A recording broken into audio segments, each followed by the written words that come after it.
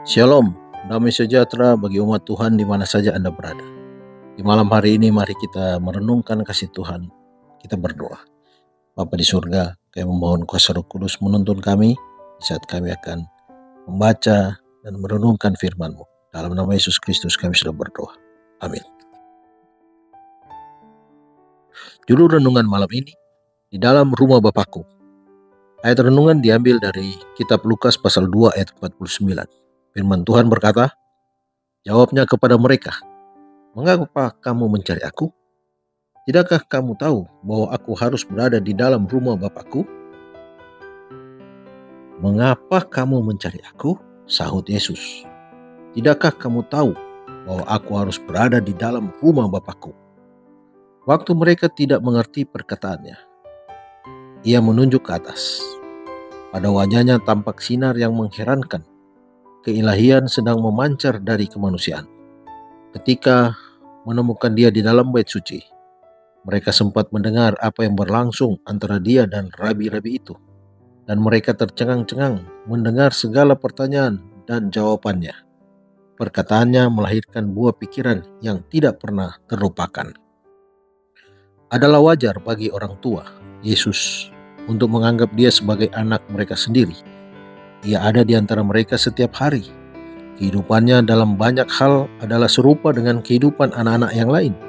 Sehingga sukarlah bagi mereka untuk menginsafi bahwa ialah putra Allah. Mereka hampir gagal untuk menghargai berkat yang dikaruniakan kepada mereka dalam hadirat penebusan dunia. Kesusahan hati akibat perpisahan mereka dari dia dan teguran halus yang terkandung dalam perkataannya itu dimaksudkan untuk mengingatkan kepada mereka betapa sucinya tanggung jawab yang diserahkan kepada mereka. Dalam jawabannya kepada ibunya, Yesus menunjukkan untuk pertama kalinya bahwa ia mengerti hubungannya dengan Allah. Sebelum ia lahir, malaikat telah berkata kepada Maria, ia akan menjadi besar dan akan disebut anak Allah yang maha tinggi. Dan Tuhan Allah akan mengaruniakan kepadanya tahta Daud, bapa leluhurnya, dan ia akan menjadi raja atas kaum keturunan Yakub sampai selama-lamanya. Dikutip dari buku Lukas pasal 1 ayat 32 dan 33. Perkataan ini sudah direnungkan Maria dalam hatinya. Namun meskipun ia yakin bahwa anaknya itu harus menjadi Mesias bagi umat Israel, ia tidak mengerti akan tugasnya. Kini, ia tidak mengerti akan perkataannya, tetapi ia tahu bahwa anaknya itu telah menyangkal tali kekeluargaan dengan Yusuf dan telah menyatakan bahwa ialah putra Allah. Yesus tidak mengabaikan hubungannya dengan orang tuanya yang di dunia ini.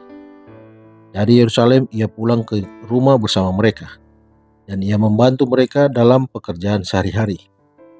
Ia menyembunyikan rahasia tugasnya dalam hatinya sendiri, menanti dengan taat saat yang telah ditentukan baginya untuk memulai pekerjaan. 18 tahun lamanya, sesudah ia mengakui bahwa ialah putra Allah, ia mengakui tali yang mengikatnya dia ke rumah tangga yang di Nazaret dan melakukan segala kewajiban seorang anak, seorang saudara, seorang sahabat, dan seorang warga negara. Kutip dari buku Alfa dan Omega jilid 5, halaman 73. Mari berdoa. Bapa di surga, kami berterima kasih Tuhan. Malam hari ini kami boleh diingatkan betapa besar tanggung jawab yang sudah Tuhan Yesus emban ketika dia datang ke dunia ini. Dia tetap menjalankan kehidupan sebagai manusia biasa, bertumbuh seperti manusia biasa. Tetapi kuasa Roh Kudus selalu menuntun dia, sehingga dia boleh menjadi anak yang takut akan Tuhan, bahkan mampu menyampaikan kebenaran dari kitab suci. Tuntunlah kami Tuhan, agar kami pun boleh tetap berdiri, kami boleh menghadapi segala hal, pertanyaan menyangkut kebenaran. Dan hanya Roh Kuduslah yang bisa menuntun kami. Terima kasih Tuhan, Kau selalu baik, dan selalu memperhatikan kami. Menyertai istirahat malam kami, dalam nama Yesus Kristus kami sudah berdoa. Amin. Selamat malam, selamat beristirahat. Tuhan Yesus memberkati.